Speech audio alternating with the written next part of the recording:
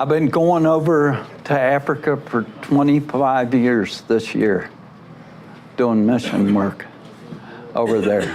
Started with 2 missionaries that I met in Florida, and they invited me to Florida, or to Africa, and Africa grabbed my heart. And let me tell you, when Africa grabs your heart, it grabs your heart. The people, the spirit, and there's such a need for the gospel.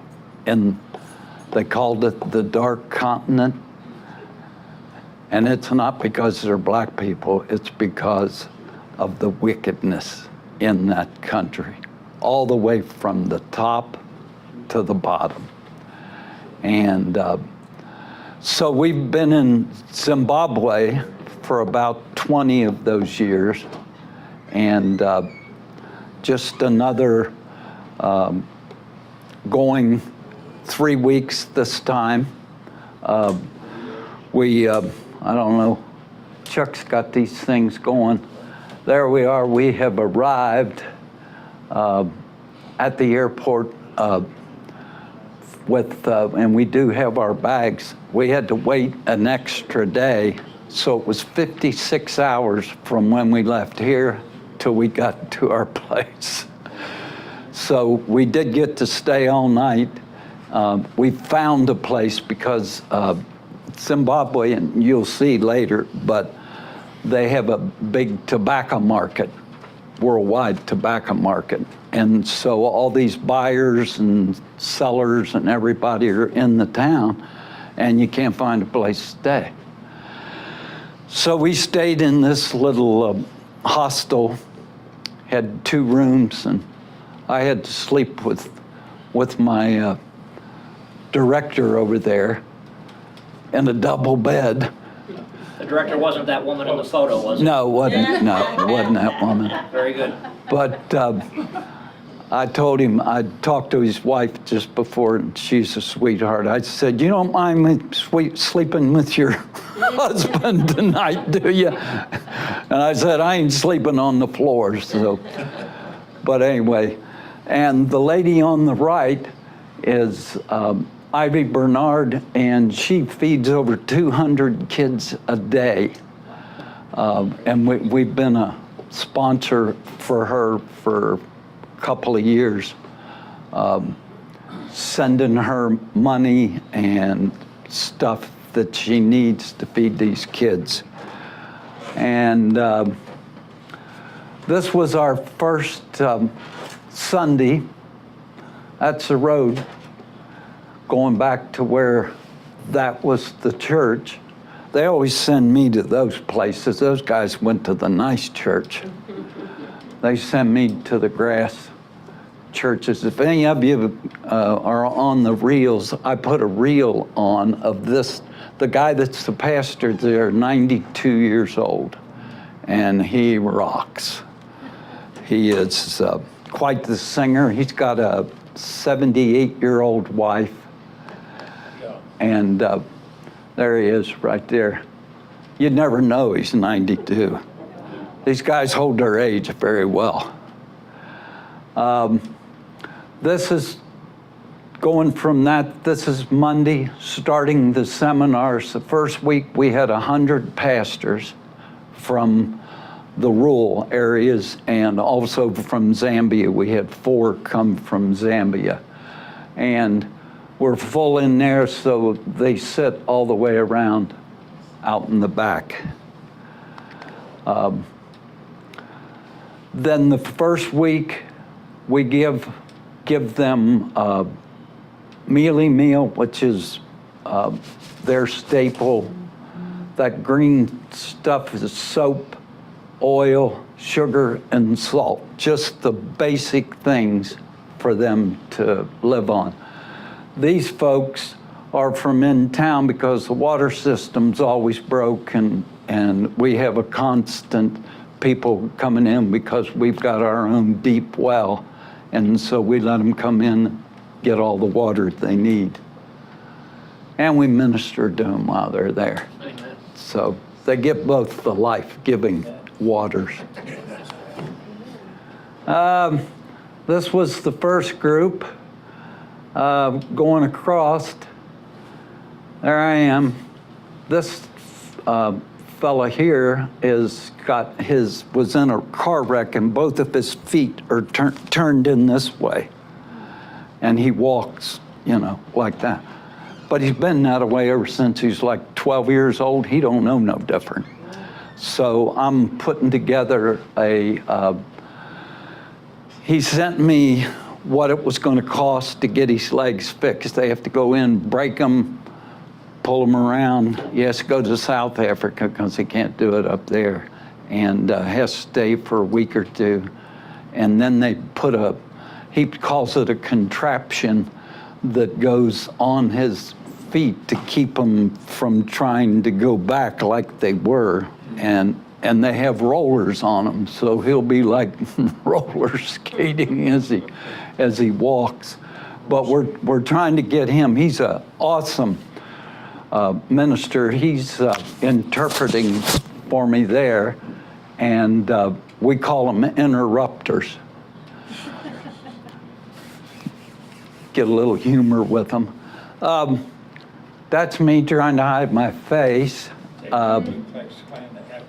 Yeah, and this was, I got this from Chuck's. One of his ministries was, "Are you wearing the mask?"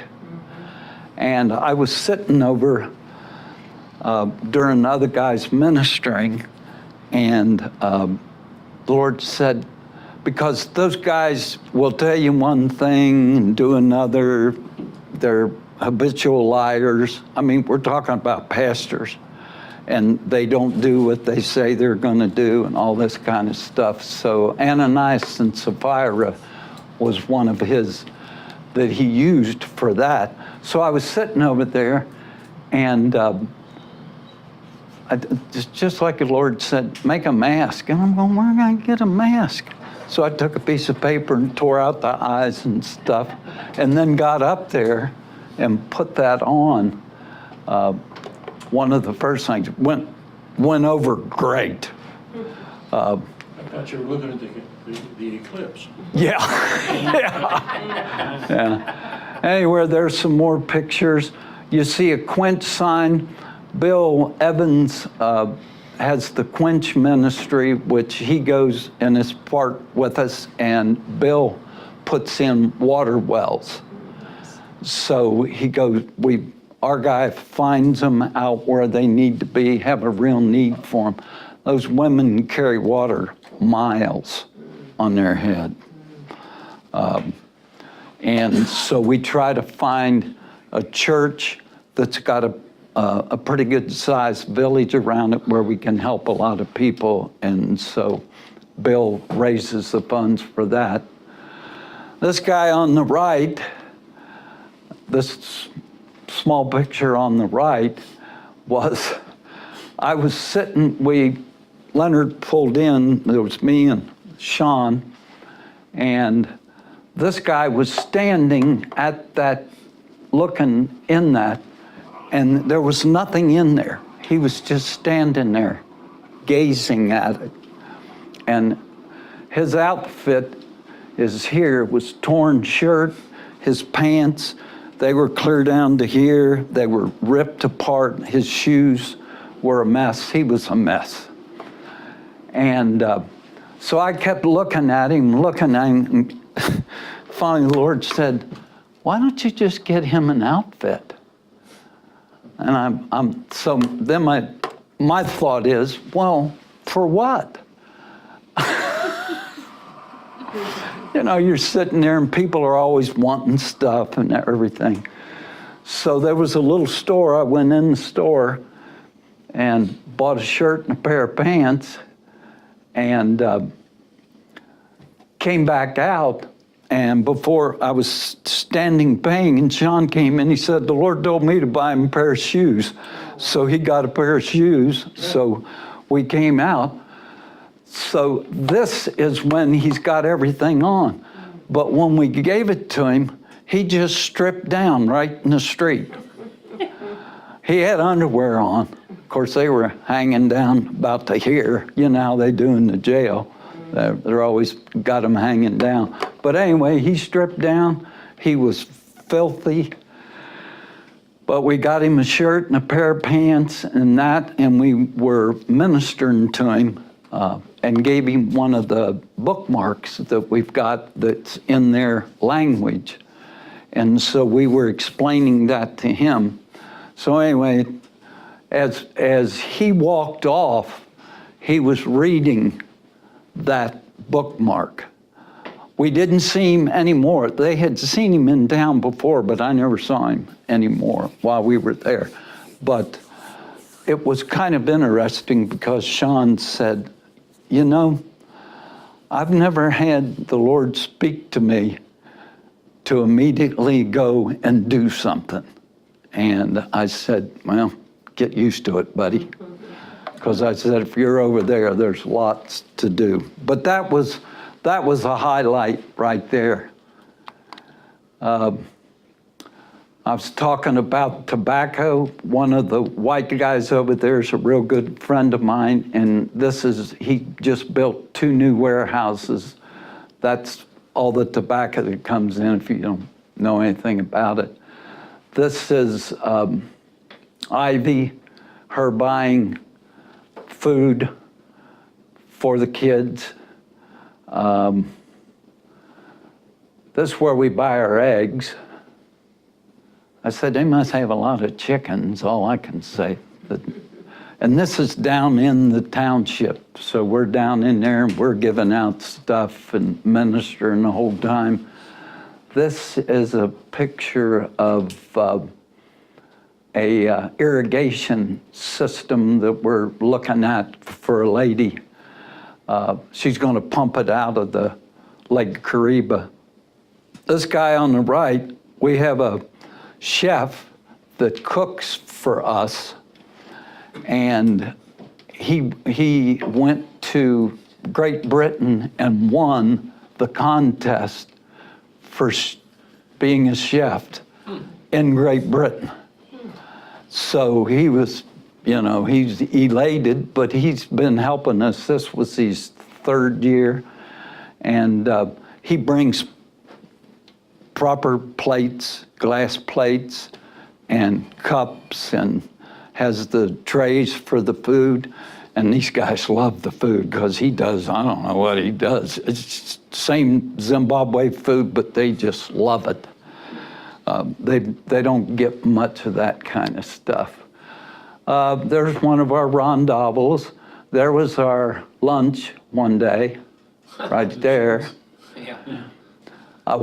I kept hearing chickens clucking, and I walked out and I went, well, there they are. So by noon, they were cleaned and ready for lunch. And we have one lady, I call her the chicken killer, because she has no reserve, buddy. She'll pick them up, cut their head off, and next thing you know, she's working them over. And I enjoy fooling with her. That's her kitchen. We cook on firewood. This is the conference center. We use this building here. People sleep in this one. There's a cottage way back in there. That's where they sleep. This is the water heater. We run water into there, put fire into there, and they draw off their hot water because they have buckets. And they put hot water in and then mix it with cold and take their showers with a cup. It's amazing how you can do all that with just a bucket of water. You know, I stand in there for 15 minutes, but they can do it in 3 minutes. But that's our water heater for the folks that are staying there. Now, they come on Monday, stay all the way through till Friday. We feed them, house them, and give them material. So you feed 100 people. That's a whole lot of grub. There we are giving over one of the wells to the school that they have been to. They had a big crusade out there a couple months ago, and this is put up the tank. There's 2 kids underneath this. It's a tradition thing of for the young people that it's in appreciation for what you've given them. So as they're doing their sayings and stuff, they lift that up and the kids run out from around. It's kind of neat. I'd never, Covered them. I never saw it before. But here's some of the kids here. Of course, they were cooking for us. We had goat, beef, and chicken. Goat was the best. Good, ain't it, Tom? It is good. That goat's good. Very tender. I didn't realize how tender it was. Now this was, after we did that on that Saturday, this is a guy starting a church up on a hillside, and this is his church. And so they put it together. There was probably 70, maybe 80. There's a whole bunch of men sitting back here with it. So we ministered there for a couple hours, singing and dancing, and they were rocking. I just got an idea for Covington. There you go, right there. Gonna need some hay. This is some of Ivy's kids that she's helping. And most of them don't have any parents or anything. I guess that's it. So we were there 3 weeks, and there was what I did forget. My bill kind of sets the tone for the seminars, and his was the vine and the branches. And so he moved through that area. Sean, the other guy, moved through on anger. He was talking about anger and forgiveness and stuff. Well, over the last couple of years since COVID, we had been helping feed the pastors. What we did is gave them monthly food to take care of their family, for them to go out and minister the gospel. So they didn't have to worry about feeding them, because money's, not very good over there if you get it. And, but they were not being accountable. So I wasn't getting what we thought would be, building their churches up and getting people born again. They wasn't doing it. They just taking the stuff. So I'd been watching it. So when I went over, we talked about evangelism the whole time. And we, the last day, we gave them those bookmarks, like 20 apiece, and we went into this town, there's 2 big grocery stores, and then we went up to some villages outside of it, and we split up and went out, and we were evangelizing. And so when they'd come up with somebody and talk to them about the Lord, they'd get their name and their number, and then we came back and gave that to the pastor in that area so he could work those sheets. Well, what was amazing is that they got up afterwards. I've got videos of them saying, "We never knew it was this easy, that you can just go up to people and talking to them about Jesus." I'm going, what are you guys, when they were telling me this, I got up and I said, what have you guys been doing? How do you get People are not going to walk into your church. You got to go out and do it. And the one lady went with me. As soon as we got out of the car, I said, we're going over to the bars. So we went over to the bars and go in. And of course, the boys are playing pool, and they're all sitting around drinking their beers. And so we just went in, gave them one of them. And if they spoke English, I could explain a little, this is what this is about. And I asked the question, where are you going to go when you die?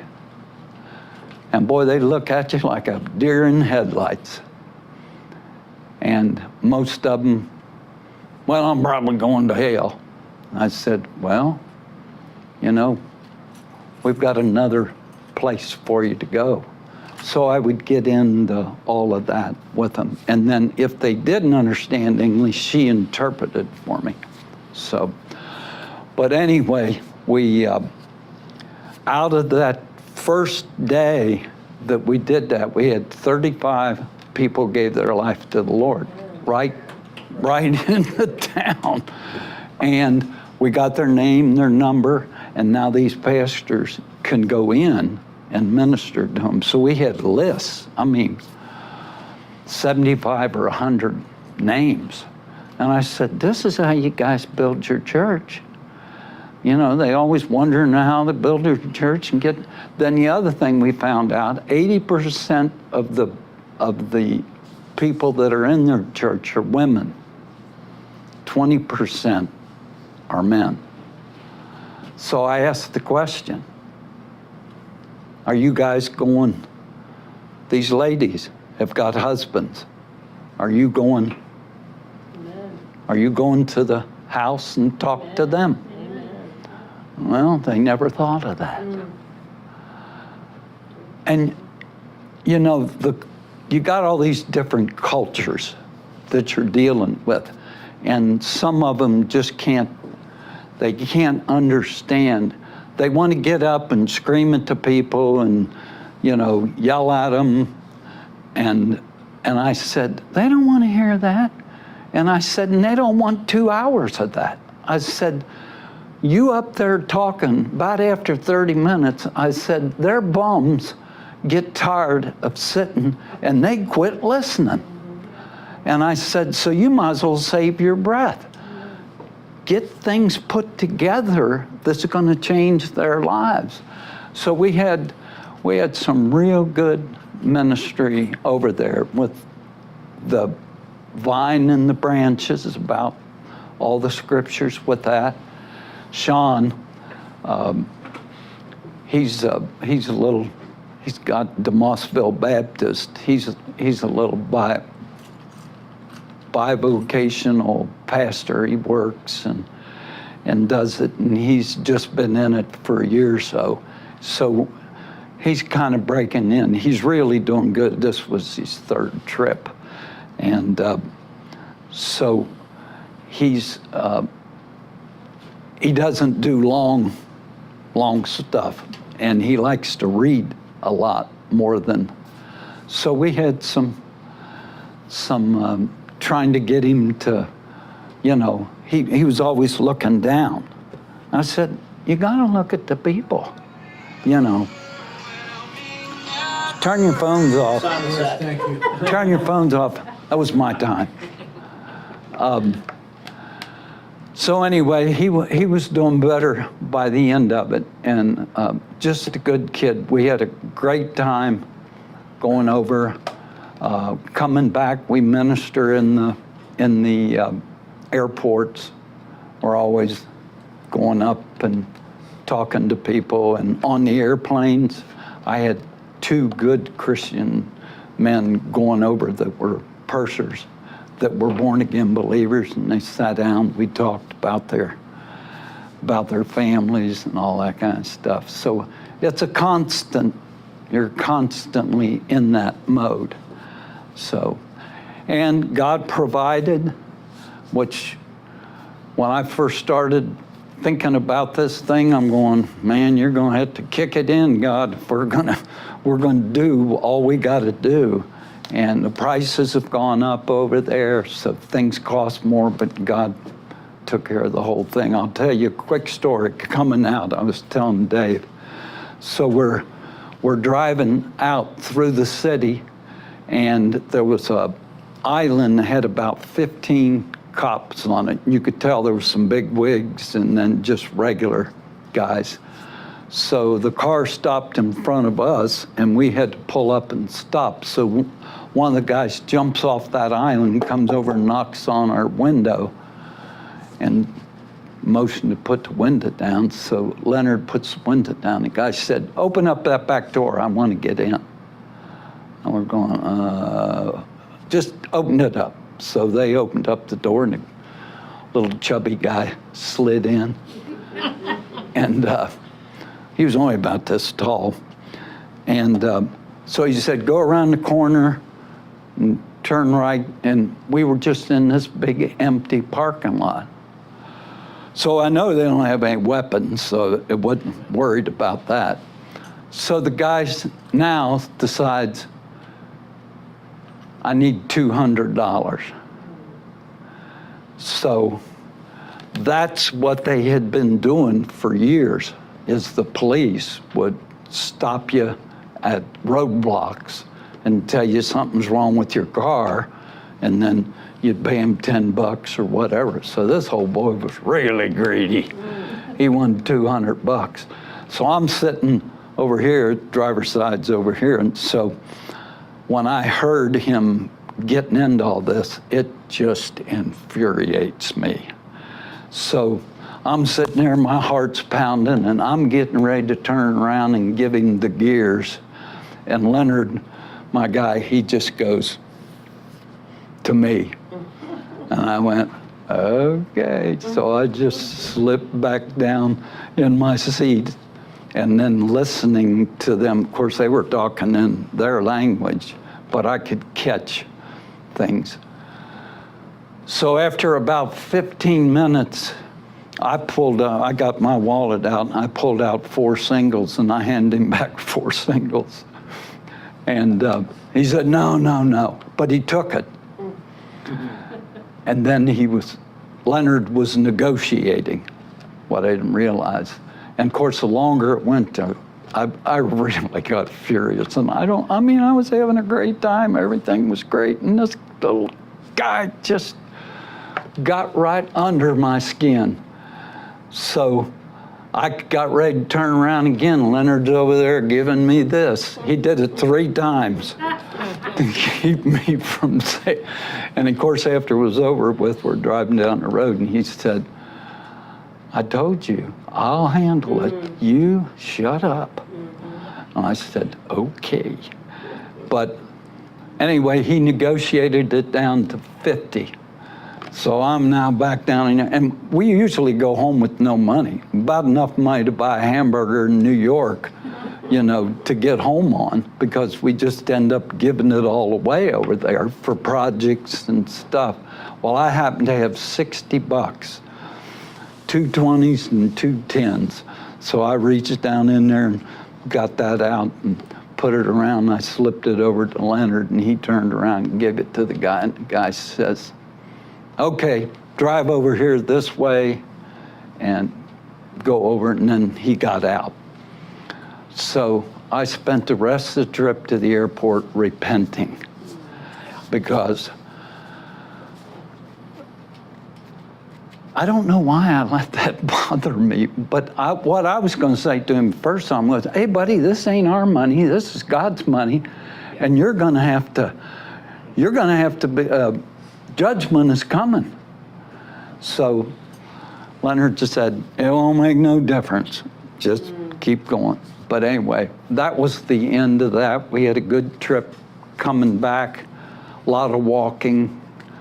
We had 2 layovers, 4.5 hours each one in Nairobi and the other one in New York. But we were moving. And I'd been here last Saturday, but man, I was whooped. That trip whips you. It's a tough deal. So I'm just believing God God sends me back, he'll figure it out. But we've got a great ministry over there doing stuff every day. And I just appreciate what the Lord's done and put together, and people that go over and minister. So it's a lot of fun. I appreciate your prayers while I was gone. I could always feel the prayers. My daughter took care of my wife, and that was good. I didn't have to worry about that. So it was a great time. And of course, I talk about the jail ministry. I even preach a little bit of the first page of Life Skills, first 3 lines. Your thoughts become your words. And I go through a little bit of that, and they all go, "We never heard that before." I said, "Well, that's how it works, boys." So anyway, bless you. Thank you for your prayers, and let's keep rocking for Jesus. Amen.